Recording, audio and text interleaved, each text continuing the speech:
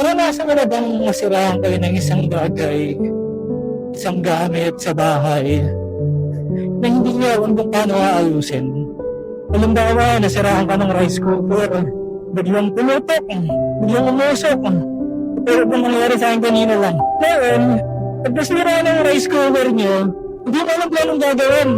Nabadrip ka, nagalit ka, tapos sakutan mo yung kapitbahay niyo.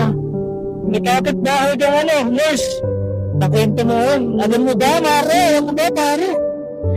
Yung rice cooker namin, pumutok, umusok, di ko alam paano nga ako magsasayang. Problemado ka ngayon. Sabi ngayon ng kunwari kong taro mong Diyos, o kaibigan mo, ay ganun ba? Naku, mahirap nga yan pag walang rice cooker.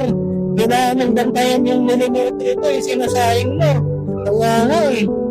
Tapos, kung nakita ko yung nakapit na ulit, karpintero naman, nag-run ka ulit.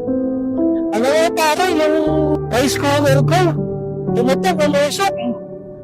Paano kaya yun? Di ko alam kung ano, paano magsasayang ngayon yan. Sabi nga ng kaibigan ng karpintero, oo nga, alam ko, mahirap yan. Pagtitigas ka muna ngayon sa kaldera niyan. Tapos, ano mo ngayon sa nanay mo, namananahi. Na, yung rice cooker natin, tumutok eh, umusok. Ano yan, nagsasayang tayo ngayon, kaldera na naman, tapos sangalang sa kalan. Ay, oo nga, paano gagawin natin yan? Sabi ng nanay mong mananahi.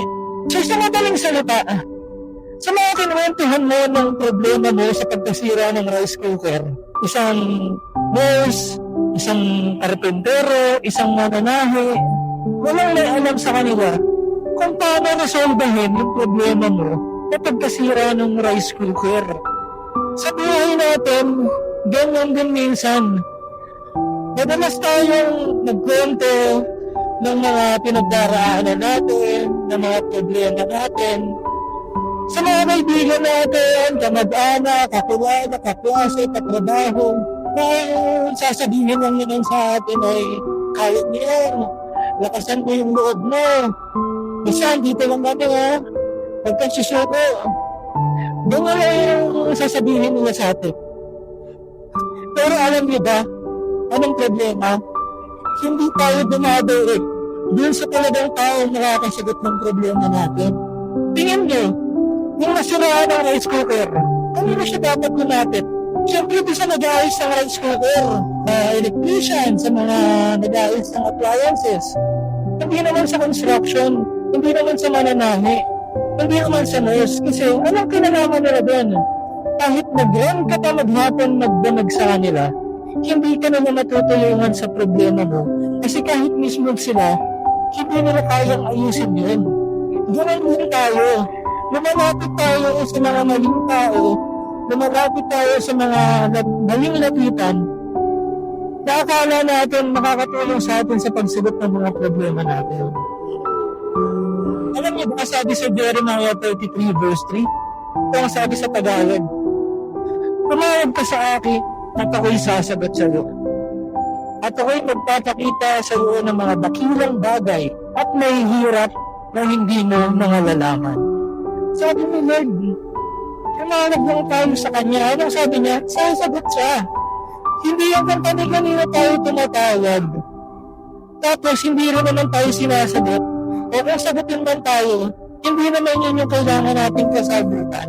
Pag may sakit tayo, kanina tayo lalapit.